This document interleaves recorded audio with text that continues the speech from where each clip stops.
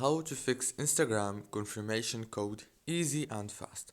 So in this video guys, I'm going to show you how to fix the confirmation code problem on your Instagram. All what you have to do to fix this problem is very easy. Just go to the Play Store and then go to the search bar right here and search for Instagram and click on it.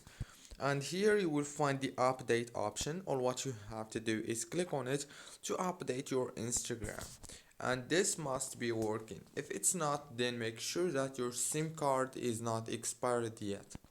And yeah, the last step or the last way that we have is open the settings, go to the apps manager, go to the apps and wait on this page. Now on this page it will take you to the apps that you have on your phone. Go to Instagram, click here on the force stop, and then go to the storage, click here on clear data. Don't forget to like, subscribe, and thank you so much for watching this video until the end.